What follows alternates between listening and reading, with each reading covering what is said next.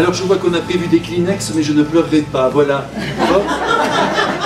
Non mais qu'est-ce que c'est que cette vie? De l'eau, oui, peut-être de l'eau pour me ressourcer quelque peu. Écoutez, vous le savez, c'est toujours une très grande joie pour moi que de pouvoir passer quelques minutes en votre présence et pouvoir parler de notre Seigneur Jésus-Christ, puisqu'il est vraiment toute notre vie, notre joie, notre amour, notre roi. Et aujourd'hui, nous avons donc participé à son baptême. Je voudrais vraiment que vous ayez présent à l'esprit que lorsque la liturgie nous demande de célébrer une fête comme celle que nous avons vécue aujourd'hui, elle n'est pas là en train de nous faire commémorer un événement fut-il immense. Elle est là pour nous dire, attention, c'est en ce moment que le baptême de Jésus est en train de se déployer.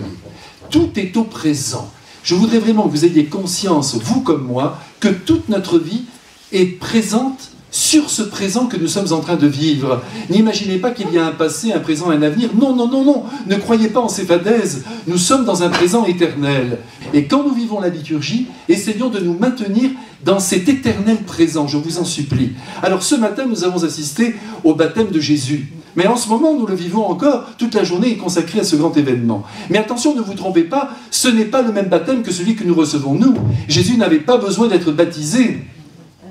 Il nous a donné l'exemple, si vous voulez, au tout début de son ministère. Il nous a dit, regardez, un jour, il préfigurait déjà, symboliquement, il nous apportait déjà quelque chose. Il y avait l'eau, il y avait l'intention de Jean-Baptiste, il y avait son intention aussi de se rendre dans les eaux du Jourdain, pour nous dire, un jour, je vous demanderai aussi un bain sacré. Mais alors ce bain, ça sera un bain dans l'Esprit Saint. Tandis que là, c'est un bain uniquement dans l'eau. Vous savez que Jean-Baptiste a demandé au peuple d'Israël de se préparer à la venue du Messie en faisant des ablutions, en demandant pardon pour nos péchés.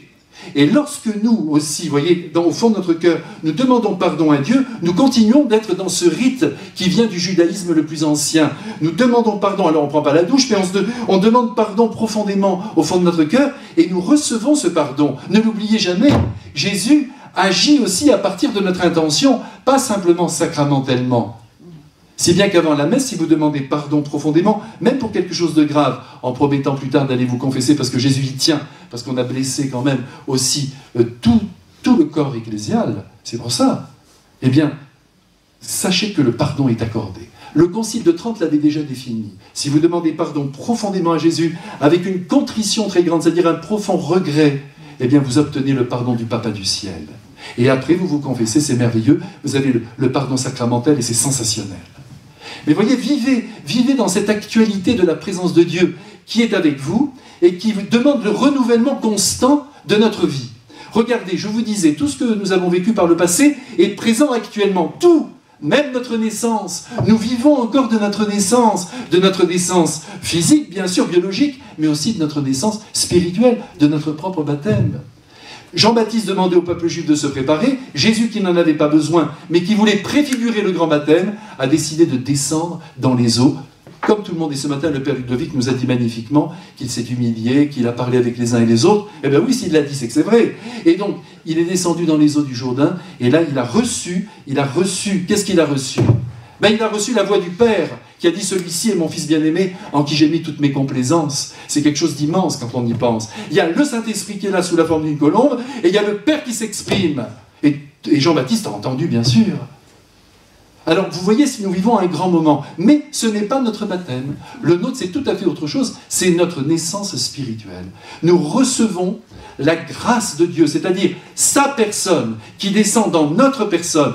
Dieu le Père, Dieu le Fils, Dieu le Saint-Esprit habite le pauvre composé humain, âme et corps. Mais vous imaginez, il y a des gens qui ne réalisent pas. Bien sûr, je me rappelle de baptême que j'ai vécu à Marseille, en plus de ça.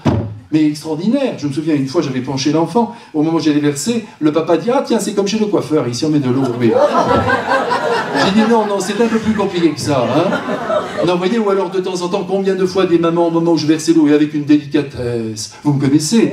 J'étais d'une délicatesse. Je te baptise. Dès que c'était fini, c'est fini, mon chéri, c'est fini. Comme si j'avais fait une piqûre. C'est fini. Alors qu'en fait, vous voyez, c'est le don de la grâce. Une grâce extraordinaire qui vient renouveler l'être humain. Et c'est la raison pour laquelle, je vous le dis en toute simplicité, il faut absolument, absolument avoir un grand sens du baptême des petits-enfants. Je sais bien que beaucoup parmi vous, j'en suis sûr, hein, je n'ai pas fait l'enquête, mais j'en suis sûr, souffrent de voir que leurs petits-enfants ne sont pas baptisés. Eh bien, il faut continuer de souffrir et de prier, parce que c'est très important. Je vais vous dire pourquoi. Parce qu'il importe par-dessus tout, c'est pas de moi ce que je vous dis là, de sauver la gratuité de l'amour. Dieu agit indépendamment de notre conscience. Nous, on dit toujours, oui, il faut être adulte, il faut comprendre. Ça, c'est notre société occidentale conceptualisée. On comprend pour avoir le droit de recevoir. Ah, c'est épouvantable, ça vient d'une tradition philosophique faussée. Non, on reçoit parce que Dieu veut nous donner, vous comprenez? Il veut nous donner, il veut vraiment nous envahir de son amour. Il n'est pas là en train de dire, est-ce que tu as bien compris ce que tu fais? Non, il dit, je te donne tout, et un jour tu comprendras. Ça, c'est important ce que je vous dis là. Il importe de sauver la gratuité de l'amour. C'est un des plus grands pédagogues du XXe siècle qui l'a dit, André Charlier, qui a été le directeur de l'école des Roches, un être tout à fait sublime. Le frère était un grand artiste aussi. Et lui, il avait compris qu'il fallait sauver la gratuité de l'amour. Par exemple, quand vos enfants ne répondent pas à votre amour, quand vos enfants vous déçoivent, quand les petits-enfants ne viennent pas au rendez-vous, quand une amie très chère ne vient plus vous voir, ne vous dites pas, c'est pas normal, au revoir, adieu. Non, vous dites, je vais sauver la gratuité de l'amour. Et je vais donc continuer d'aimer. C'est ce que fait Dieu quand il baptise, sans prendre de précaution, tous les petits bébés de la terre qui veulent encore bien être baptisés. Car vous savez qu'actuellement en France, il y a très peu d'enfants qui sont baptisés. Ça baisse énormément. Il faut prier. C'est le baptême qu'il faut donner. Parce que quand on a la grâce du Christ au fond de son cœur, même si on fait n'importe quoi, elle demeure. Ça rime, vous voyez ? Elle est là, elle ne bouge pas, elle est avec nous, elle est peut-être enfermée. Vous savez que Thérèse d'Avila a pris parfois l'exemple d'un voile noir. C'est assez beau, elle parlait avec des images, elle avait raison, parce qu'avec les mots on ne comprend plus grand-chose. Elle parlait d'un voile noir qu'on plaçait en raison de notre éloignement de Dieu sur le soleil de notre âme. Mais dès qu'on était avec Dieu, ce voile était enlevé et le soleil resplendissait. Alors un enfant qui n'est pas baptisé, eh bien, croyez-moi, Jésus peut le rejoindre, Dieu l'aime, mettons-nous bien d'accord là-dessus. Mais en même temps, il n'a pas ce soleil. Le soleil de la présence de Dieu en lui. C'est ce qu'il faut dire d'ailleurs à tous ceux qui sont autour de vous. Tout le monde croit que c'est rentrer dans la communauté chrétienne, mais on s'en fiche. Enfin, vous comprenez quoi, hein? On s'en fiche pas, mais c'est pas ça l'essentiel. L'essentiel, c'est d'être divinisé, déifié, comme disent les orientaux. On est déifié, vous vous rendez compte? On ne devient pas Dieu, mais on porte en soi la vie de Dieu. D'où l'importance du baptême. Alors vous savez que dans l'Antiquité, bien sûr, surtout au 1er siècle de l'Église, le baptême était conféré aux adultes. C'est normal, bien que Saint Paul, Saint Pierre, quand il arrivait dans une maison, bonjour tout le monde, les patrons, les maîtres, les domestiques et les enfants, tout le monde était baptisé.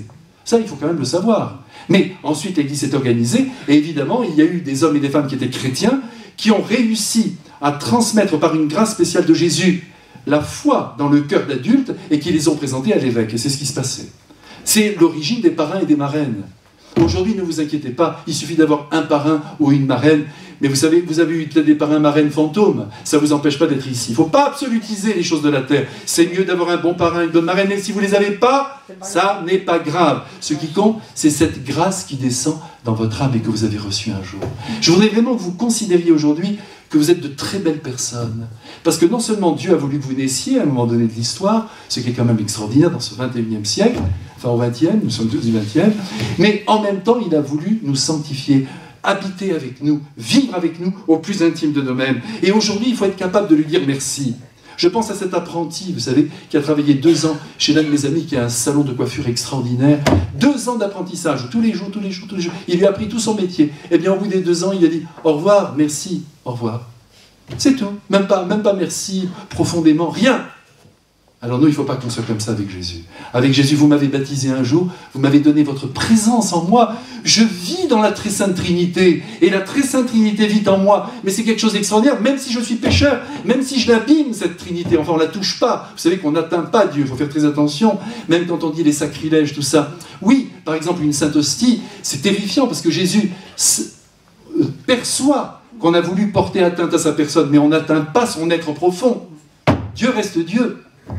Mais en même temps, alors, ayons bien conscience qu'il faut qu'on soit capable, et aujourd'hui, je vous demande, avant de vous endormir ce soir, à minuit ou 1h, parce que j'espère que vous profitez bien de la journée, eh bien, remerciez-le ce soir. Dites, Seigneur Jésus, vous m'avez donné votre vie, je porte en moi la divinité, mais merci, merci. Alors, ne le cherchez plus seulement à l'extérieur.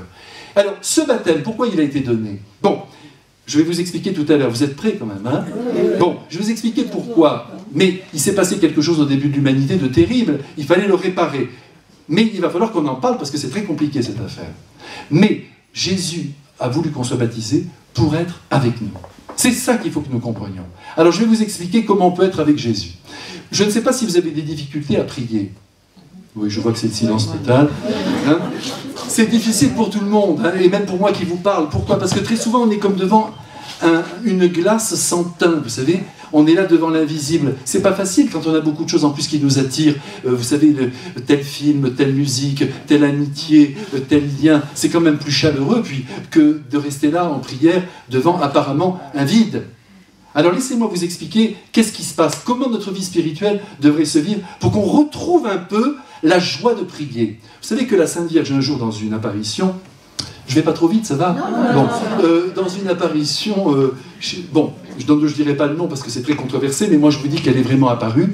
Elle a dit ceci, vous devez prier jusqu'à ressentir de la joie. Eh bien, si vous essayez ça un jour, vous verrez que c'est saisissant. Parce que comme on prie très vite, nous, pour se débarrasser des prières, ça y est, j'ai fait, on peut partir à autre chose. Ben ça ne marche pas, il n'y a pas de contact. La prière, c'est un contact divin. Vous essayez d'entrer en contact avec celui qui habite votre âme. Alors, je vais vous expliquer ça, parce que ça, c'est important. Imaginez un garçon de 40 ans, à peu près mon âge, et... bon, là, je vois que je ne fais plus 40 ans, je vais m'en rendre compte. Alors, écoutez, il aime beaucoup sa mère. C'est beau, ça. Il ne faut pas écouter les psychologues qui disent à 40 ans, on ne doit plus aimer. Non, arrêtez. À 40 ans, on aime sa mère, à 50 ans, on continue de l'aimer, et jusqu'à la tombe, on continue de l'aimer. Il aime sa mère. Alors, qu'est-ce qu'il fait? Comme c'est un garçon bien mis, il a 40 ans, il vit dans sa vie, il mène sa vie, il a ses activités. Tous les jours, parce qu'il habite la même ville, il va chez elle 5 minutes. C'est pas beau, ça? Non, mais j'espère. Non, mais vous vous rendez compte, si toutes les mamans de la Terre avaient 5 minutes leur fils, ou leur fille, ça c'est quand même extraordinaire. Alors lui, il y va tous les jours 5 minutes. Et il la quitte jusqu'au lendemain. Au revoir maman, j'étais très content de te voir. Au revoir. 5 minutes. Ça, c'est le début de la vie spirituelle. Avec Dieu, tous les jours, 5 minutes. C'est beau. Attention, c'est beau. Si tous les jours, jusqu'à votre mort, c'est-à-dire, vous faites 5 minutes par jour de présence à Jésus, c'est quelque chose de très grand. Comment vous le trouvez, ce fils de 40 ans? Parfait. N'allez pas le critiquer, c'est pas assez, c'est trop, c'est rien. Il est très bien. 5 minutes par jour à sa mère, c'est parfait. Seulement voilà, je vous ai dit, c'est le début, c'est l'image du début de la vie de prière. Alors ce qui est merveilleux quand on prie, je vous le dis aussi pour vous qui êtes intéressés par l'auréal et diadermine, c'est qu'on rajeunit. Vous voyez, on rajeunit. Quand on prie, quand on est uni à Dieu, on a une énergie du tonnerre. Il y a quelque chose d'extraordinaire. Alors, cet homme de 40 ans, sous ce travail, si vous voulez, sous cette union divine, va rajeunir. Et maintenant, il a 20 ans. Mais alors, il n'habite plus avec sa mère, mais quand même, il est proche d'elle. Là, il n'y a rien à faire. Il est parti de la maison, mais il pense à elle, et puis régulièrement, quand même, il va la voir, et quand il va la voir, là, comme il la voit moins, il lui consacre plus de temps. Ça, c'est l'image de l'âme qui progresse, qui fait même des petites retraites, qui vient au lot, qui écoute des conférences, qui prie. Vous voyez, on prend plus de temps, on va à la messe. C'est une belle union avec Jésus, profonde, plus profonde. C'est plus simplement 5 minutes, parce qu'au fond, c'était quand même important de faire ces 5 minutes. Ça va beaucoup plus loin, c'est plus intense. Je réalise même que ma mère est tout à fait extraordinaire. Et donc, je passe quand même plus de temps avec elle. Et voilà que l'âme, à travers cette intimité, rajeunit encore. Et maintenant, elle a 15 ans. C'est beau, alors quand on a 15 ans, on vit à la maison. Ça, c'est beau, ça. Alors, il a 15 ans, il vit avec elle. L'âme ne quitte pas la maison de Dieu. C'est encore l'image de ce lien merveilleux avec Dieu. Plus on avance dans la vie de prière, plus on avance dans notre amour pour Jésus, plus on a 15 ans. On vit avec lui de plus en plus. Beaucoup d'entre vous disent d'ailleurs, mais je suis toujours émerveillé, vous savez, au volant de ma voiture, j'arrive au bureau, tout ça, Jésus, je vous aime, Marie, je vous aime. On a 15 ans. Quand on est capable de faire ça, on a 15 ans. Mais on le fait tellement bien que on rajeunit encore. Et là maintenant, on a 10 ans. Alors le petit 10 ans ne sait pas encore avoir une conversation vraiment, vous voyez, appuyée, hein, comme les grandes personnes, mais ces petits entretiens font très très plaisir à ses parents, à ses amis, et font plaisir aussi à Dieu. C'est comme ça, on parle de plus en plus, tu sais, je vais te parler de ça, c'est quand même important, c'est ça la prière, hein. Tu sais, je suis quand même préoccupé, il y a ça, mais... Et Dieu est content. Dieu est content, son petit de 10 ans lui fait complètement confiance. Il est là, il ne fait rien sans demander. Je peux le faire? Tu crois que c'est bien? Ça te plaît? Il y a une femme. Non mais je vous dis ça, c'est entre nous. Ne le répétez pas que ça ne sort pas de la région PACA. Eh bien, il y a une femme qui, quand elle va acheter une robe, elle est formidable cette fille, hein, elle demande à Jésus, est-ce que ça te plaît? La couleur te convient? Eh bien, ça l'a aidé toute sa vie à vivre en présence de Jésus. Alors, ça paraît puéril, mais en fait, c'est important. Surtout que de temps en temps, Jésus dit, non, pas ça, c'est moche. Et alors, donc, vous voyez, alors... Et alors, vous voyez, donc le petit n'a que 10 ans, donc il évolue encore, et comme il est très très près de Dieu, voilà que son âme encore rajeunit. Et maintenant, il a 4 ans. Alors là, 4 ans, je le sais parce que vous me l'avez confié, c'est un âge merveilleux pour les mamans. Alors là, c'est sensationnel. L'enfant reste sur ses genoux, le langage de l'enfant est un petit bégaiement, et la maman bégaye avec lui. Ils ont 4 ans tous les deux, même si la maman a décidé de lui parler comme un adulte. Mais de temps en temps, il faut quand même qu'elle change un peu le registre, parce que sinon, il ne comprend rien du tout. Alors, donc, ils sont ensemble. Et ça, si vous voulez, c'est vraiment l'oraison des saints. C'est la prière des saints, ça. Quand on bégaye un peu avec Jésus, tu sais, on rit avec lui, on n'a pas peur de Dieu, on n'a pas peur de Dieu. On est là blotti. Même si on a fait une bêtise, pardonnez-moi, je peux dire quelques gros mots. J'en dis jamais, mais là, je suis obligé. On a du caca, par exemple, aux fesses, on se jette quand même. Oh là là, qu'est-ce que tu nous as fait? Mais le petit, il dit rien. Il est content. Il ne dit pas, je vais gêner mes parents. Il sait qu'il est aimé. Alors on arrive, on saute dans les bras de Dieu. Il vous change quand même. Hein. Et puis ensuite, eh bien, il vous change lentement. Alors, 4 ans. Mais attendez, c'est un âge merveilleux. On a 4 ans dans les bras de Dieu. Ça, c'est la prière presque parfaite. C'est la prière des saints qui demandent des choses incroyables, qui jouent avec Dieu. Il faut jouer un peu avec lui. Notre Seigneur Jésus-Christ est d'une bonté absolue. Il aimerait bien que de temps en temps on desserre les fesses, qu'on soit un peu... Attention, hein, vous voyez, et qu'on soit un peu avec lui, vraiment, mais dans un rapport vraiment d'amour, simple, comme un petit enfant avec sa maman, qui est là, qui lui tire sur la robe. Nous, on est tout le temps là, un peu crispés. Le Seigneur, il en a marre. Il me l'a dit d'ailleurs l'autre jour. Bon, alors, je vais vous dire une chose. Maintenant, l'enfant progresse encore. Et maintenant, il n'a plus 4 ans, mais... il a quelques mois et il est dans le ventre de sa mère. Et alors là, il ne vit que de sa mère. Il n'existe pas, il existe par lui-même, mais il existe par elle. Et ça, c'est la prière des grands saints. C'est-à-dire que plus rien n'est fait sur cette terre, plus rien n'est pensé, plus rien n'est désiré, plus rien n'est voulu, que Dieu ne suscite dans l'âme humaine. Ça, c'est quelque chose d'extraordinaire. Et dire qu'on pourrait vivre comme ça, en vivant dans une dépendance radicale, en vivant dans le ventre de Marie, en vivant dans le ventre de Dieu, en étant unis à lui et en dépendant. Voilà, j'ai lâché le mot de l'amour. C'est la dépendance, l'amour. Qui n'a pas compris ça? C'est pour ça que tout le monde échoue. Tout le monde veut rester tranquille, faire son chemin, s'équilibrer, avoir son propre développement personnel. L'amour, c'est la dépendance. Vous dépendez de l'être aimé. Et Jésus nous dit, si tu veux vraiment devenir un grand saint, il faut que tu dépendes complètement de moi, que tu vives en moi. Et comme moi, j'ai ce grand rêve, et c'est là que je veux en venir, c'est moi qui veux venir vivre en toi. Parce que toi, je me méfie. Donc, je vais venir vivre en toi par la grâce du baptême. Vous me suivez bien? C'est extraordinaire. Je veux qu'on ne fasse plus qu'un. Alors, c'est toi qui vas entrer en moi, mais c'est toi qui vas vivre de la Très Sainte Trinité, mais c'est moi, en mon mystère, qui vais descendre dans ton âme et vivre totalement en toi. Mais tant qu'on existe comme un moi séparé, oui, moi je voudrais ceci, gna gna, et Dieu est de l'autre côté, ça ne marche pas. Il faut que ce soit cette osmose très profonde qui vient de l'amour. Quand vous aimez un être, est-ce que vous ne désirez pas sa présence? Mais bien sûr que oui. Tous ceux qui vous disent « nous nous aimons, mais on se voit assez peu, mais quand même on est en lien dans l'invisible ». C'est pas l'amour vrai, ça. L'amour vrai, c'est « je viens même 10 minutes, mais je viens te voir ». C'est un vrai bonheur, même 10 minutes. Voir, toucher, entendre. Ça, c'est le mystère de l'amour. Alors, à l'intérieur de nous, Dieu nous voit, nous touche, nous atteint, nous entend, nous écoute. Et nous pouvons faire de même avec lui. C'est ça qui est immense. Alors, je voudrais aujourd'hui que vous vous disiez que le baptême, mais c'est une réalité extraordinaire et que vous devez tous, à partir de la semaine prochaine, connaître la date exacte de votre baptême et déboucher ce jour-là une bonne bouteille de champagne et remercier le ciel pour le don de votre baptême. C'est un moment mais extraordinaire. Quand vous allez arriver au ciel, il va vous dire « Viens, petit baptisé. Oui, mais j'ai fait ça, moi on s'en fiche. Viens. Mais Dieu, viens. » La miséricorde totale. Pourquoi? Parce que lui nous connaît. Vous savez, cette année, on est dans l'année de la miséricorde. Hein. Alors, on veut sauver, on veut tout sauver, la justice, la miséricorde, mais non, mais non. Dieu est débordant d'amour. Il a demandé quelque chose à vos parents pour vous baptiser. Il a dit, je le veux, ce petit à moi.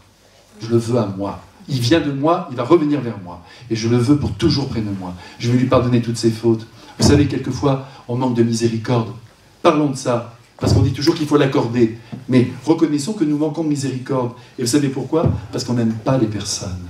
J'en profite pour vous le dire parce que c'est l'année de la miséricorde, et au cœur du baptême, en voyant la démesure d'amour de Dieu à l'égard de tous les hommes, je veux vraiment que nous réalisions que nous, Dieu attend de nous une grande miséricorde. Je ne sais pas si vous connaissez ce petit passage qui me revient en mémoire de la mythologie. Héraclès, vous savez, le fils de Zeus, qui était un des plus grands héros grecs, bien sûr. Un jour, il était invité chez le roi Admet. Et alors, il voit que le roi est très triste, il lui dit « Mais qu'est-ce qui t'arrive ?» Et il lui dit « Une femme est morte. » « Oh, il dit « Tu ne vas pas pleurer pour une femme !» lui dit Héraclès. Ça commence bien. Il dit, tu vas pas pleurer. Alors il mange, il boit, il danse, il braille. Et puis tout d'un coup, il apprend par les serviteurs que cette femme qui venait de mourir, c'était la femme d'Héraclès. Alors là, il est consterné, il se frappe la poitrine. Pourquoi? Parce qu'il voit la scène, il voit la personne qui est concernée par ce drame. Sinon avant, oh, c'est pas grave, c'était conceptuel. Qu'est-ce qu'il fait? Il descend dans l'Hadès, il sauve Alceste et il la ramène à Héraclès, qui est tout heureux de le recevoir dans ses bras. Encore toi, ma chérie. Non mais vous comprenez, ce grand mystère. La miséricorde dépend de la connaissance que nous avons des êtres. Quand nous n'avons pas une connaissance amoureuse des personnes, eh bien cette miséricorde n'existe plus. Et quand vous vous prenez en flagrant délit de non-miséricorde parce que vous voulez tenir vos principes, dites-vous que c'est en l'air. Mais que si vous aviez la personne devant vous, vous seriez tout à fait autre. Et Jésus, lui, il a voulu venir en nous. Et il est venu au jour de notre baptême d'une manière extraordinaire, justement pour nous connaître en profondeur, en habitant avec nous. Un être qui habite avec nous dans l'intime de notre âme, vous imaginez ce que ça représente? Eh bien, quand il nous recevra au ciel, il nous connaîtra dans l'intime de notre âme. Et même dans une zone que nous-mêmes nous ne connaissons pas. Parce qu'il y a une zone de nous-mêmes qui nous est interdite, où seul Dieu entre et comprend toutes les complexités de notre âme.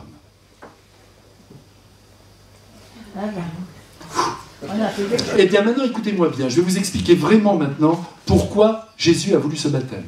Ça, c'est très important. Alors, il faut essayer d'entrer dans ce que l'on appelle le mystère du péché originel. Je vous demande d'être très présent, même si c'est 14 heures que vous préférez dormir. Restez bien avec moi. C'est très important parce qu'aujourd'hui, ce mystère du péché originel, il est contesté. Alors, vous savez, aujourd'hui, tout ce qu'on conteste, il faut le regarder de près. Et faire attention de ne pas envoyer ces mystères à la poubelle, parce que sinon on ne comprendra plus rien du tout. Quand on regarde ce mystère, vous savez qu'on parle toujours du péché d'Adam et Ève, c'est-à-dire de ces deux êtres, les premiers de l'humanité. Alors nous ne sommes pas là pour essayer de comprendre, de nous poser 1000 questions à leur sujet, nous n'arriverons pas à résoudre tout cela. Ce que nous savons, c'est qu'il y a eu un commencement, et qu'au commencement, il s'est passé quelque chose de terrible. Mais alors, qu'est-ce qui va se passer? Ce fameux péché qu'ils vont commettre, dont nous allons parler assez longuement. Nous avons du mal à l'admettre. Pourquoi? Parce que nous savons que nous aussi, nous l'avons en nous, ce péché. Donc nous n'acceptons pas, aujourd'hui, dans notre temps, d'assumer un péché que nous n'avons pas fait personnellement. Alors qu'en fait, il y a là une hérédité, comme il y a l'hérédité en bien d'autres domaines. Il y a là une hérédité que nous devons assumer et dont nous ne devons pas avoir peur et qui peut même nous rassurer sur certains points. Je vais essayer de vous expliquer ça. Alors on ne veut pas assumer la responsabilité du péché d'un autre. Et on oublie que nous sommes tous unis les uns aux autres. On a du mal donc à accepter cette réalité du péché originel. C'est pas drôle d'ailleurs d'apprendre de Dieu lui-même que nous sommes nés dans le péché. Mais c'est comme ça. Un petit enfant qui vient au monde. Mais attention, ne poussez pas des cris. Il est aimé de Dieu. Mais il naît le dos tourné à Dieu. Parce que la nature humaine, ça a été votre cas, le cas du pape, le cas de qui vous voulez, de tous les saints de la terre, tout le monde naît dans l'impossibilité d'une relation filiale avec Dieu. Ce n'est pas une tâche. C'est une rupture. C'est que la nature humaine est blessée par l'erreur de nos premiers parents, qui nous ont communiqué la vie, et en nous communiquant la vie, ils nous ont contaminés de ce point de vue-là, du point de vue du péché. C'est-à-dire qu'ils se sont opposés à Dieu, et en s'opposant à Dieu, ils ont transmis à toute la nature humaine cette opposition. C'est pour ça que c'est très important qu'on baptise les enfants. Avant, on le faisait très très très vite. Il fallait que ce péché originel soit enlevé. Mais vous voyez, je ne veux pas dire effacé, parce qu'on a encore l'impression d'une tâche. C'est-à-dire, il fallait que la relation avec Dieu, filiale, de fils à père, soit de nouveau rétablie. Et il faut toujours y penser. Toujours se dire, mais c'est une très grande grâce que j'ai reçue, car par mon baptême, j'ai pu de nouveau, par Jésus, de nouveau être fils, en Jésus le Fils. Je suis fils pour pouvoir parler à mon Père. Je suis plus simplement une petite créature. Alors vous savez que la Genèse nous donne un enseignement très précis. Et la science paléontologique nous donne aussi de son côté des connaissances. Il ne faut pas non plus tout bazarder, il faut faire attention. Mais dans cette science, il y a des hypothèses.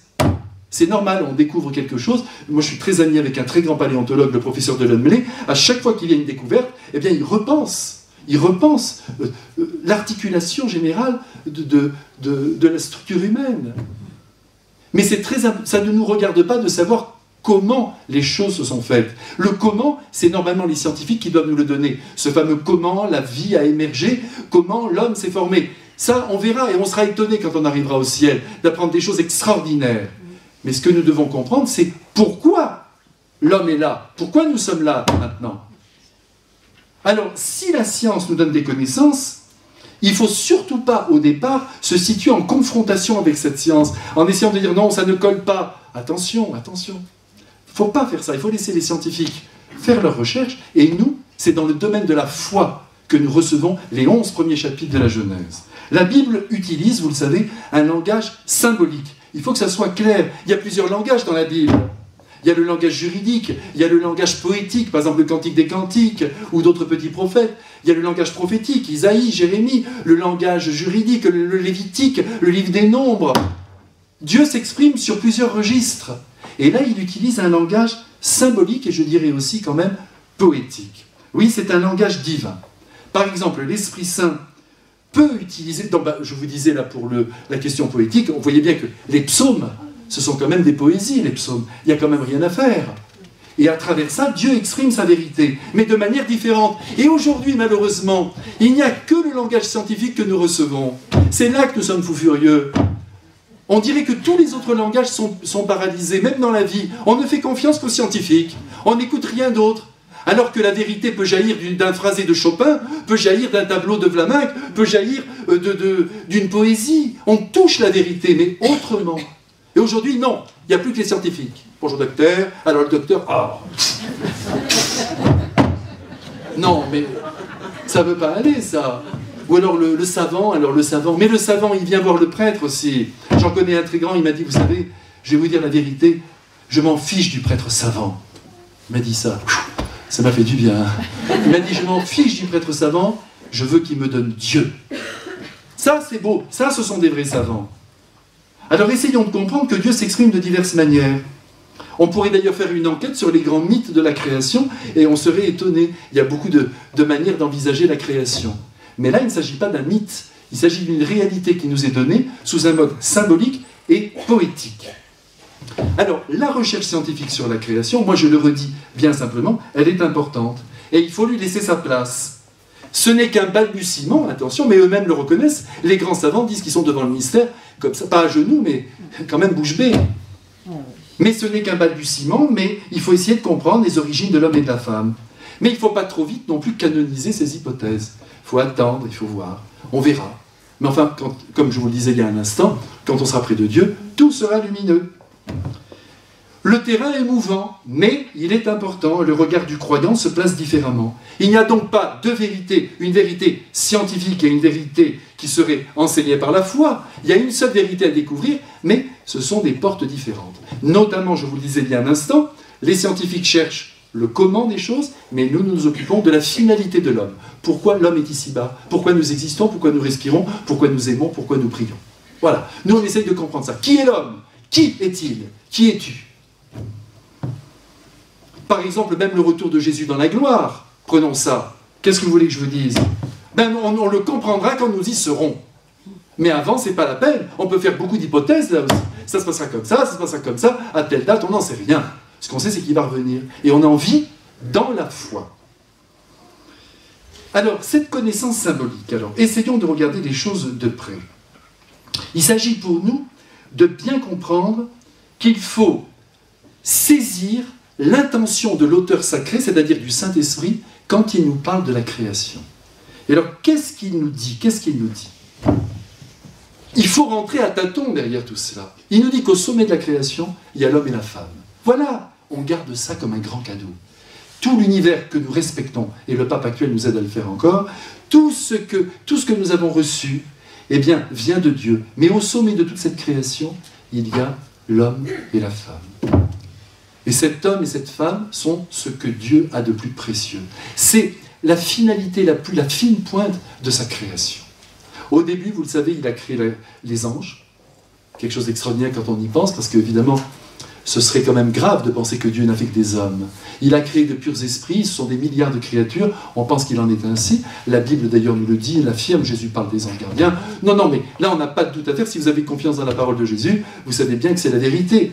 Il y a eu cette grande création angélique, merveilleuse, qui entoure en ce moment le trône divin, les tabernacles de la terre, les statues de Marie. J'en suis convaincu. Il y a d'ailleurs pas mal de personnes qui voient leur ange, mais il faut vraiment être conscient que c'est quelque chose de... Mais qu'on ne peut pas mesurer. Cette création angélique est d'une beauté extraordinaire, dans un ordre parfait, au service de Dieu.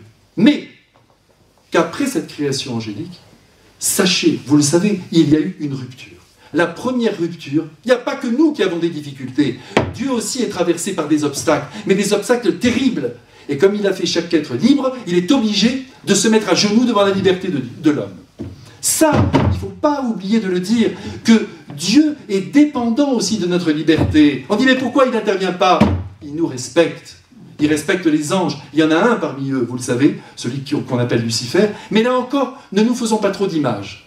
Un esprit qui appartient à Dieu, créé par lui, de toute beauté, voilà, ça on peut le dire. Cet être décide de couper les ponts avec Dieu.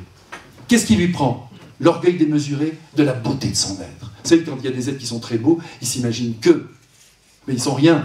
Ils sont créés eux aussi. Mais ils s'imaginent qu'ils peuvent tenir dans une grande autonomie.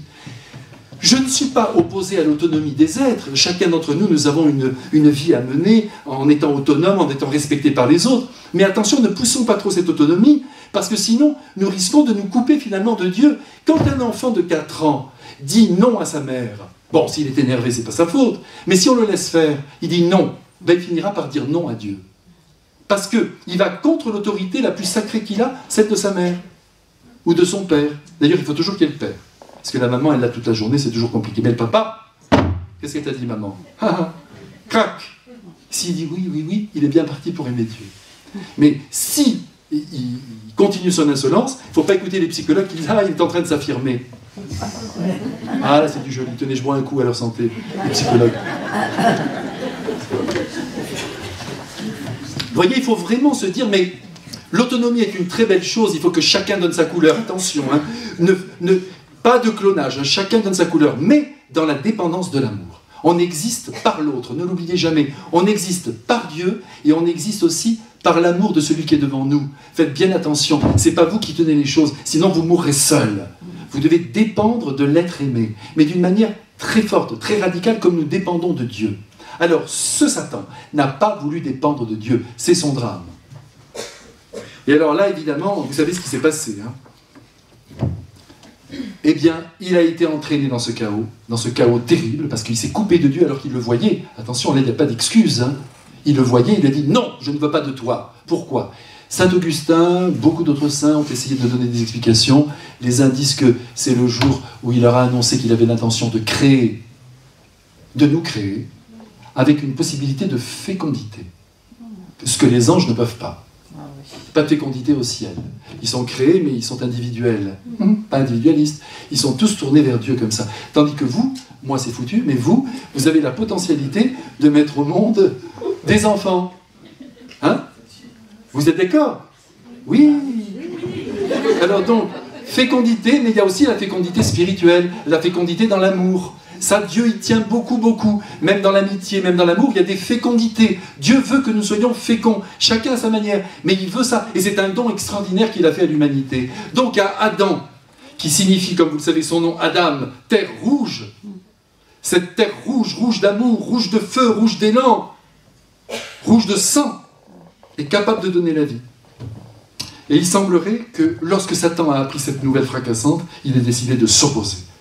Maximilien Kolbe, qui est mon petit chéri, vous le savez, lui, il a dit, il avait beaucoup réfléchi, puis attention, à genoux, il a réfléchi, en priant. Il a dit que la Sainte Vierge lui avait, en quelque sorte, fait comprendre que c'est lorsque Dieu notre Père a annoncé à tous les anges qu'il allait créer une femme, la très Sainte Vierge Marie, qui deviendrait aussi reine des anges, mais qui vivrait sur la terre, que là, il s'est déchaîné.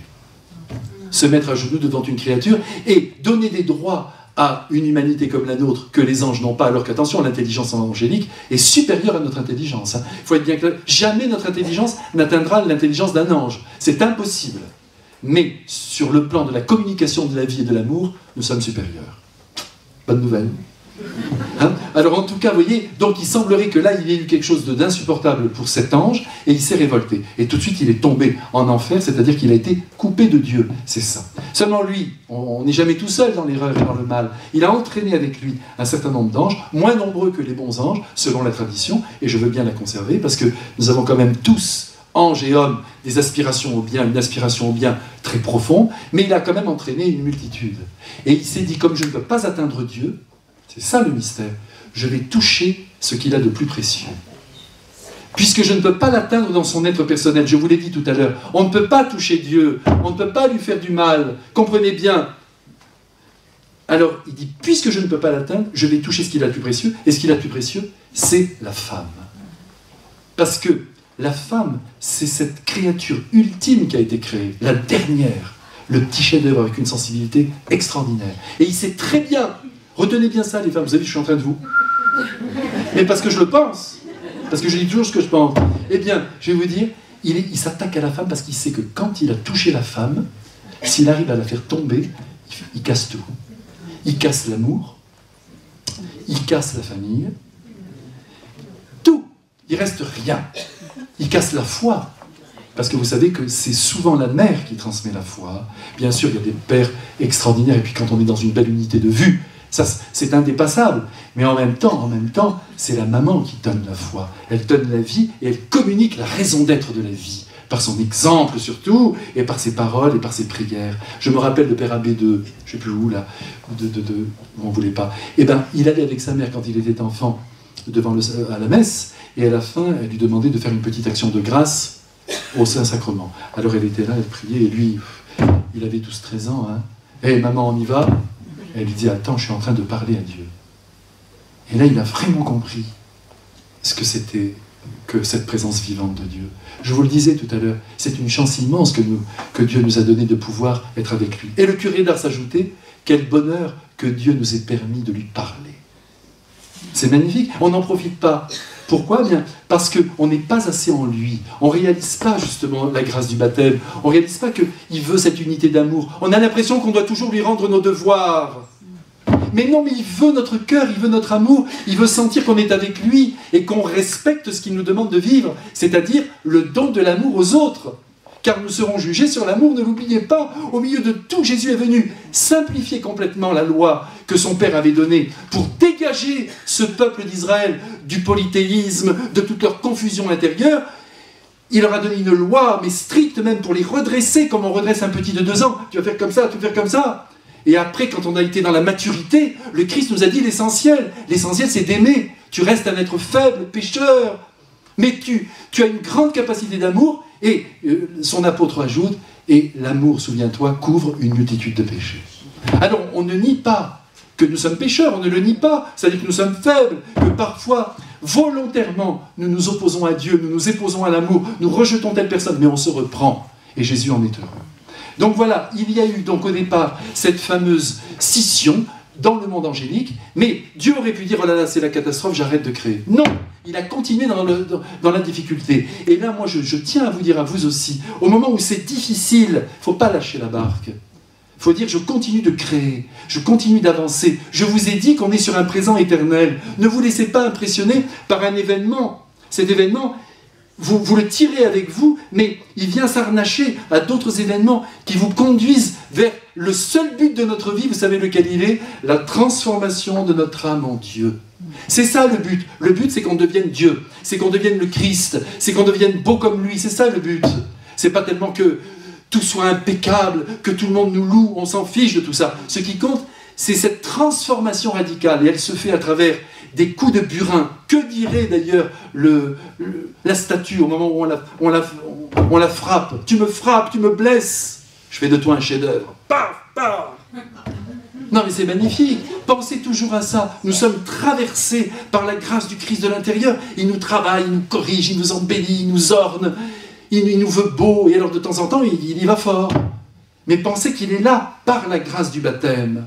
Alors, Satan séparé, il entraîne, il va attaquer la femme. Alors là, ça c'est quand même important. Alors je voudrais quand même vous dire un petit mot sur Adam, hein, parce que Adam et Ève, je vous dis tout de suite, on leur a donné des noms. L'auteur sacré nous dit qu'il s'appelle Adam et Ève, qui signifie la mère des vivants. C'est un beau nom ça, Ève. Mais on ne retrouvera jamais leur corps. Nous sommes là dans un rapport avec le temps qui nous laisse sans voix. Parce que, laissez-moi vous dire que ces deux-là, les premiers hommes, allons-y comme ça, ces premiers qui sont comme nous, debout, Homo sapiens. Peut-être qu'avant, il y a eu d'autres, on ne sait pas. C'est le mystère de Dieu, mais ce sont des préhominiens. Les premiers qui ont reçu la grâce, c'est les premiers des Homo sapiens. Vous voyez, éventuellement, il y a eu cette évolution. De toute façon, il y a toujours un peu d'évolution. Vous voyez que vous avez encore un peu de doigts palmés, là, ça vient des canards. Hein? Et oui, et même au coin de l'œil, vous avez encore une petite peau, surtout vous, je vois. Et bien là, c'est la petite peau de l'oiseau, vous savez où? Il y a un petit peu d'évolution quand même, mais pas, n'exagérons pas, n'exagérons pas. Mais on ne sait pas, parce que tout ça, ce sont des hypothèses. Mais ce qu'il faut comprendre, c'est qu'à un moment donné, Dieu prend deux êtres tout à fait sublimes, qui sont des princes. N'oubliez pas que le Christ s'est proclamé le nouvel Adam. Adam, c'est pas un gars avec, vous savez, en peau de bête, avec le gourdin. Pas du tout, ce sont des princes, ils dominent le monde. Le temps n'existe pas encore. Tout est... Voilà, j'ai trouvé le mot qui convient parfaitement. Je me souviens quand j'avais visité l'appartement témoin. C'est l'harmonie, l'harmonie. Tout est harmonieux. Les bêtes sont là. Tout le monde est gentil. Non mais c'est extraordinaire, il y a une harmonie. Adam et Ève, donc les premiers, parlent avec leur Créateur. C'est quelque chose d'extraordinaire. Comment pouvez-vous penser que Dieu ait fait le monde imparfait? Il n'a pas créé la mort. C'était parfait au début. Et ils avaient des dons extraordinaires. 3 dons sensationnels. Ne les oubliez pas. La science infuse, ils apprenaient les choses facilement. Bien pour l'école. Ensuite, la maîtrise des passions. Ils se dominaient. Quand il y avait quelque chose qui... Vous voyez, notamment l'orgueil, hein, attention, ben, ils dominaient tout ça parfaitement. On se demande même comment ils ont fait pour pécher, tellement c'était parfait. Et la troisième chose, l'immortalité. L'immortalité. Ils ne mourraient pas. Mais Dieu les a quand même placés, comme vous avez entendu le texte sacré, dans le jardin, et ensuite ils auraient été transférés près de Dieu. Il les transfère dans ce paradis, mais ensuite ils seraient transférés. Donc au fond, si tout s'était bien passé, on aurait vécu une existence humaine, mais à la fin, on se serait comme endormi, et on aurait été transporté dans l'univers de Dieu. Mais on aurait vécu une véritable vie humaine, quelque chose de très grand. Mais alors vous imaginez, il reste encore quelque chose de cette beauté du monde. Regardez cet Éden, c'est quand même extraordinaire quand on voit la nature, quand on voit la qualité de nos sentiments. Oui, oui, oui, quand on voit la beauté de ce que nous sommes, regardez ça, ce tableau du 15e peut-être, ou du 17e, je ne sais plus. Regardez comme c'est beau ça. Non mais ça vient de l'homme uni à Dieu. Donc il reste encore chez nous beaucoup de potentialités. Quand certains vous disent « Ah, on ne peut rien faire sans la grâce de Dieu », attention, attention, l'homme est habité par Dieu. Et s'il a été baptisé, alors là, n'en parlons pas. C'est très puissant. Un être qui est baptisé, qui vous joue une sonate de Beethoven, il la joue beaucoup mieux, je suis désolé, que quelqu'un d'autre. Même si c'est parfait, parce qu'il est habité. S'il le sait, alors là, il prend le clavier. Vous voyez, s'il le sait, mais il devient le plus grand. S'il le savait, même les peintres, les poètes, les chanteurs, les artistes, s'ils demandaient à Dieu la grâce d'être portés par lui, quel succès, non? Un succès fou.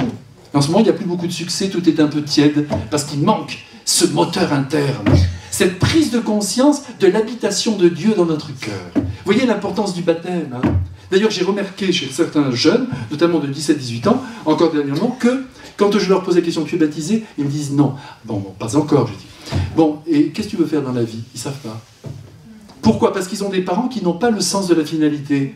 Ils ne savent pas vers quoi ils vont. Mes parents, ils m'ont dit de bien profiter de la vie, de prendre le bonheur là où il est. J'ai dit « Ils ont raison, tes parents. Je ne vais pas le mettre contre ses parents. » Mais en même temps, ils n'ont pas cette finalité. Quand on est baptisé, qu'on sait qu'on va voir Dieu, on imagine toute sa vie, mais dans un déploiement extraordinaire. Et plus on avance, même si le corps descend, plus on sent qu'on monte.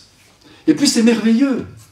Sentir cette habitation de Dieu. C'est pour ça qu'aujourd'hui, quand je vois de nombreuses personnes qui cherchent des consécrations spéciales, laïques, consacrées, je n'ai rien contre. Hein. Attention, tout ce que l'Église permet, moi, je le veux. Et je le bénis. Mais la consécration fondamentale, c'est le baptême. On n'a pas besoin d'en rajouter. Maintenant, si on est dans un monastère, on fait des vœux. D'accord, mais ça touche aussi l'être, d'accord, mais aussi la forme de vie. Tandis qu'en vérité, notre baptême est suffisant. Nous sommes donnés à Dieu. Oh, j'aimerais bien consacrer ma vie à Dieu. J'ai quel âge vous avez? 66 ans. J'ai dit, c'est fait. Depuis 66 ans. Restez dans votre baptême et vivez-le pleinement. C'est ça qui compte. Merci de me donner l'air de l'excellence. Mais je crois que ça va aller. Hein. Merci de tout cœur. Hein. Et alors donc, vous me comprenez? C'est le baptême qui est le fondement de notre être. Alors, qu'est-ce qui se passe? Arrive un personnage. Donc, je vous disais, ces fameux... Non, mais n'oubliez pas ces trois choses dont ils étaient remplis. Science infuse, maîtrise des passions et immortalité de l'âme. C'est quelque chose de formidable. Bon, un être arrive, évidemment, ce n'est pas un serpent, mais l'auteur sacré, c'est-à-dire le Saint-Esprit, nous fait comprendre, à travers cette image du serpent, on ne sait pas exactement comment ça s'est passé, mais il nous fait comprendre à travers cette image qu'il y a une transmission d'un venin. Ça va passer, ça va être contagieux. Donc il fallait prendre cet animal pour comprendre qu'il allait nous piquer et d'une manière sournoise. Zzt, et en même temps, ça allait passer chez d'autres. Le venin passe. C'est pourquoi il a choisi le serpent. Il aurait pu prendre un hippopotame. Non, il a dit le serpent, avec tout ce que ça suppose. Alors ce serpent, que fait-il? Eh bien, il tente la femme. Satan est venu voir la femme. Comment ça s'est passé? Ne me le demandez pas. Ce que je peux vous dire, c'est que il est venu tout simplement lui proposer de devenir Dieu. Ce qu'elle était déjà, au fond, dans son union d'amour avec Dieu. Mais il est venu lui dire, tu auras le pouvoir de Dieu. De tous les arbres qui sont ici, c'est une image. C'est-à-dire de tout ce que Dieu t'a donné, eh bien tu peux en profiter. Mais cet arbre du bien et du mal, c'est-à-dire cet arbre de la connaissance du bien et du mal, c'est-à-dire le fait que ce soit Dieu qui te dise où est ton bien, ça tu ne touches pas. C'est pas toi qui vas déterminer où est ton bien. Ne touche pas cet arbre. Laisse-le faire, il est ton papa. Mais il est beau cet arbre. Et ce fruit, qui n'est pas une pomme d'ailleurs, ce fruit, eh bien, il regarde comme il est beau. Allez. Alors, elle a parlé avec lui. Ça, c'est un drame. Il ne faut jamais parler avec Satan. Faites très attention. Ne lui dites même pas quelque chose de je ne t'aime pas. Arrêtez. Parce qu'il est terrible. Hein. Ne parlez pas avec lui. Pas de dialogue. Elle a dialogué. Mais elle a oublié que l'ange est supérieur en intelligence. Et donc, comme elle ne voulait pas être toute seule, comme d'habitude, elle a dit à son mari, tiens, ne veux pas faire la bêtise toute seule. Viens avec moi. Et lui, faible. Il a marché. Et au moment où ils ont, non mais ils n'ont pas mangé de fruits réels, mais au moment où ils ont consommé, où ils se sont mis dans les bras de Satan, imaginez votre enfant demain qui vient devant vous, qui vous dise, tu vois, tu es mon père, hein, tu es tout pour moi, je ne veux plus de toi. Non mais vous imaginez, qu'est-ce que vous voulez que Dieu fasse? Je ne veux plus de toi. C'est ce qu'ils ont fait. Comment ils l'ont fait? J'en sais rien. Ce qu'on sait, c'est que c'est le résultat d'une tentation, qui n'est pas un péché, je vous rappelle. La tentation n'est pas un péché, tout le monde est tenté, même Jésus a été tenté. Mais eux, ils ont cédé. Ils ont cédé par orgueil. Devenir toujours plus grand, ne pas rester l'homme, ne pas rester le petit enfant de Dieu. C'est là, mais voyez, Saint-Exupéry l'avait dit très bien, tous les adultes ont été des enfants, mais peu s'en souviennent. Et il avait raison, et c'est ce que nous faisons, nous ne voulons pas être des enfants pris en flagrant délit de faiblesse. Même devant Dieu, nous sommes bien regardés comme des petits... Avec les plumes de pan, là, vous savez. Quelle horreur! Quelle horreur! Eh bien, ils ont fait ça. Ils ont dit, nous, maintenant, on va se débrouiller par nous-mêmes. Plus de paternité. Plus de paternité! Et à l'instant même, ils ont découvert qu'ils étaient nus. C'est-à-dire sans protection. Mais tout de suite, ils le regrettent. Hein. Quelque chose d'extraordinaire, quand on y pense. Alors, à ce moment-là, comme ils sont les premiers, c'est ça que je voudrais vous expliquer aujourd'hui, comme ils sont les premiers, ils se sont séparés de Dieu, mais ce sont les premiers.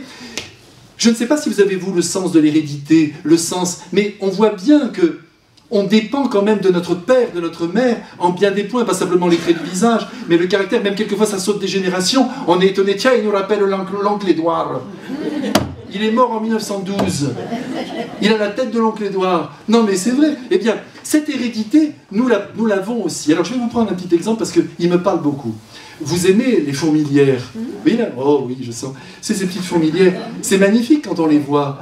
Alors, bon, je vous demande de faire un effort. Imaginez que vous êtes une petite fourmi. Vous êtes dans la fourmilière. Vous suivez, qu'est-ce que vous voyez? La fourmi de devant, la fourmi de derrière. Hein? Tout le monde avance, on ne sait pas où on va, peut-être dans la tanière. Mais enfin, nous suivons. Mais on ne voit rien. On voit celle de devant, coucou, et celle de derrière. Et on avance pendant des heures. Avant qu'il y ait un gros pas d'ailleurs qui vienne de nous. Hein? Mais si on prend un peu de hauteur, on voit que toutes ces fourmis sont unies les unes aux autres et vont jusqu'à la fourmilière. Eh bien, notre humanité, elle est unie de cette manière-là. En ce moment, vous voyez, c'est pour ça qu'on est fou quand on rejette quelqu'un. On est tous unis comme ça, comme une fourmilière, jusqu'à l'origine du monde, jusqu'à Adam et Ève. On est tous unis comme ça jusqu'à ce premier, et à ce premier homme et première femme. Tous unis dans notre nature. C'est eux qui nous ont donné la nature humaine. Nous dépendons d'eux. Et nous avons reçu en hérédité cette rupture qu'ils ont provoquée, eux, au début de l'humanité. C'est extrêmement grave. Donc ils vont tout perdre. Ils vont perdre aussi, parce que ça j'ai oublié de vous le dire, c'est qu'au-delà de ces trois grands dons, ils avaient aussi la grâce. C'est-à-dire qu'ils étaient habités par la très sainte Trinité. Ils étaient sanctifiés dans leur être. Ils l'ont perdu. Si bien que pendant des milliers d'années, qu'est-ce que je dis? Des millions d'années, eh bien, ils vont errer. Tous les descendants d'Adam et Ève vont errer à la recherche de Dieu, en s'imaginant qu'il est plus grand que nous, en cherchant dans les astres une réponse. Enfin, ils ont fait comme on a pu. Et laissez-moi vous dire que Dieu notre Père a continué d'aider cette humanité qui est son enfant. Je le dis au singulier, l'humanité. D'ailleurs, saint Thomas a eu ce mot extraordinaire, il dit « l'humanité est une ». Alors je refuse celui-là parce qu'il pratique l'islam, je fais une bêtise, parce que je suis quand même uni à lui. Je lui dirai « je n'aime pas ta doctrine, mais ton cœur, oui, tu es mon frère. Je te tiens la main. » On est tous unis comme ça. Alors, pendant des siècles, je vous dis, cette grande difficulté, cette incohérence, des difficultés énormes. Moi, quand je repense à tous ces siècles qui se sont déroulés, ces millénaires, c'est incroyable, et Dieu était là derrière, il attendait. Puis à un moment donné, il va fonder son peuple, le peuple d'Israël, qui n'existe pas. Il prend ses nomades, il crée le peuple juif, il leur donne sa loi, il leur explique qu'il faut un temple, il n'y a qu'un seul Dieu, qu'il faut créer ce culte. Et quand tout est en place, quand tout est bien, quand les prophètes qui sont venus, qui se sont fait tuer, mais qui ont délivré des messages, ont réussi à former le cœur humain, à le redresser, si vous voulez, en disant qu'il n'y a qu'un seul Dieu qui est un Dieu créateur et qui nous aime. Et déjà, on sentait déjà à l'horizon venir le fait qu'il était Père. Quand tout a été prêt, Dieu lui-même est venu sur la terre à travers Jésus. Et là, il est venu nous recréer.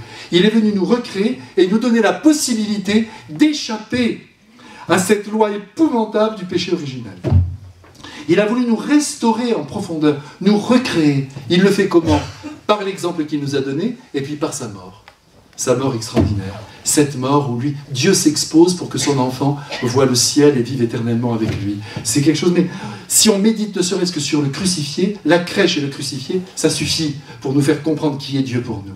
Et à ce moment-là, vous savez, lorsque Jésus monte au ciel avec son humanité, et qu'elle est restaurée, toute l'humanité est restaurée dans le Christ, eh bien, le péché originel est anéanti. Seulement voilà, il faut que chaque être humain le veuille. D'où le baptême. Alors, on demande le baptême, ou on demande le baptême pour quelqu'un qu'on aime, tout est possible, et à ce moment-là, tout ce que Jésus nous a mérité de reconstitution, de rédemption, de recréation, de liaison, eh bien, tout est offert à la petite âme humaine qui accepte le baptême. Je vais vous dire une chose, parce que ça c'est important. Jésus a fait quelque chose pour nous d'extraordinaire, en nous réintroduisant dans l'amitié de Dieu. Mais vous savez que toute notre vie doit être une rédemption. Regardez, quand vous regardez un beau tableau, par exemple, vous ressentez comme, vous regardez bien, comme une émotion. Qu'est-ce qui se passe à ce moment-là? Eh bien, la beauté de ce tableau vient vous racheter, vient vous ennoblir, vient vous relier au beau qui vient de Dieu. Vous êtes de nouveau dans le cœur de Dieu, grâce à la beauté que vous éprouvez, et à cette sorte de, comment pourrais-je dire, de partage de fréquence, comme s'il y avait une onde qui sortait, qui venait vers vous, et qui vous restaurait, et qui vous replaçait dans la beauté de Dieu.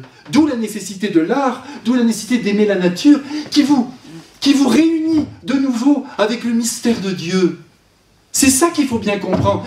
Toutes nos journées, Jésus veut que nous soyons dans cette unité de beauté, que de nouveau nous soyons en Dieu, et pas coupés, vous voyez, dans le monde. Alors je vis dans le monde.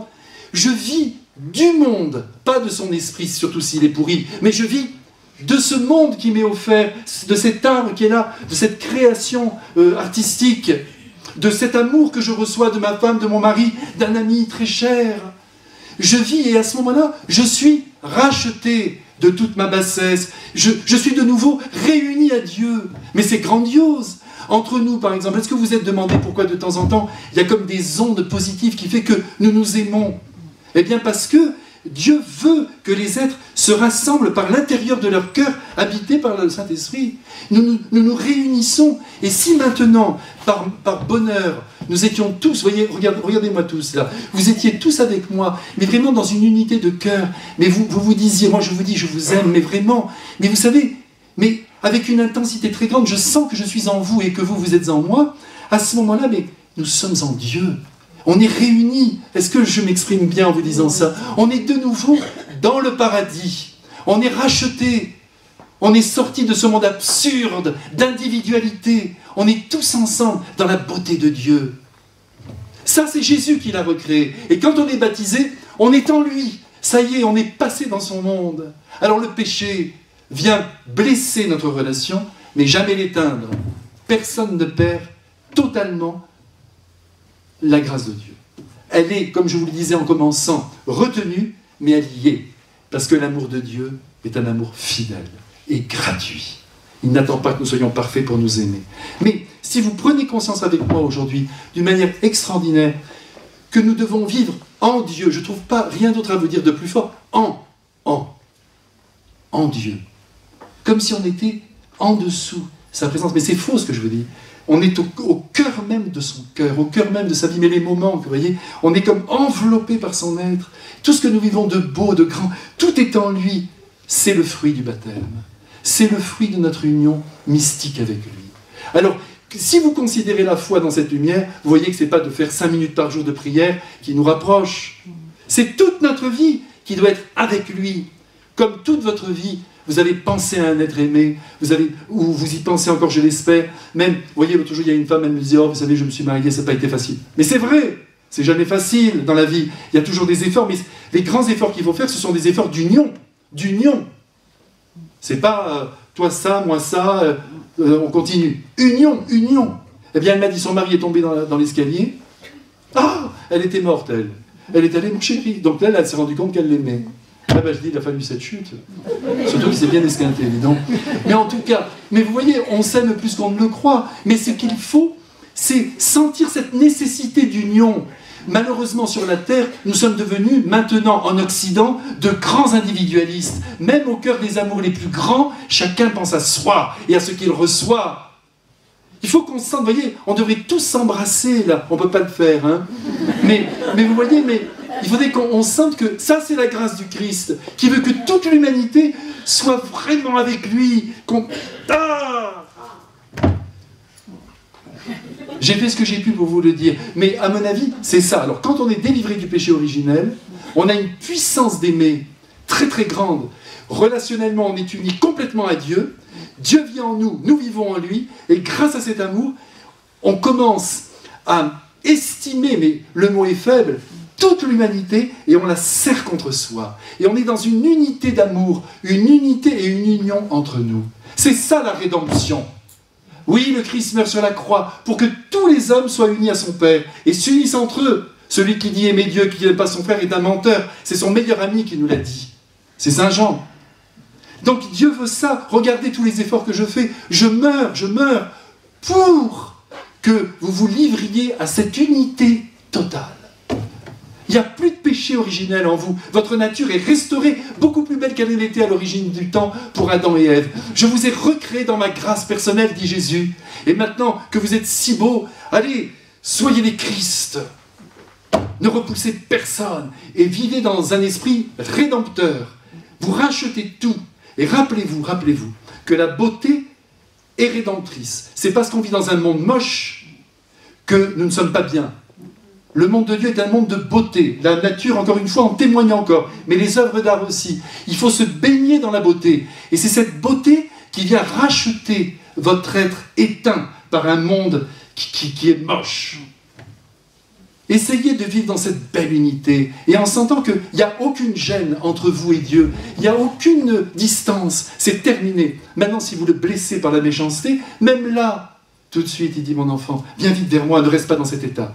Hop, confession, la Sainte Communion, qui est encore un effort de notre Seigneur pour venir en nous, pour habiter avec nous. C'est pour ça qu'il ne faut pas être obnubilé par le péché n'a pas de volume, on le prend, on le détruit, c'est tout, hop, au revoir. C'est une faiblesse humaine, et encore, tu la dois à Satan. Satan qui a blessé même ta liberté, qui a complexifié ton être. Et sois avec moi, sois dans cette unité de vie. Alors, je voudrais aujourd'hui, vous allez le faire ce soir, vous me l'avez promis, que vous remerciez Jésus d'avoir été enveloppé par sa grâce, d'avoir été, mais vraiment, bouleversé dans votre être, et recréé totalement par cette grâce qui est lui-même. Ce soir, vous le remercierez en lui disant « Mais j'avais peut-être jamais réalisé à quel point j'étais vraiment en Dieu et que Dieu était en moi. Moi, pauvre petit misérable, mais son petit enfant bien-aimé. Et je veux vivre avec toi et faire régner autour de moi l'amour et la beauté. »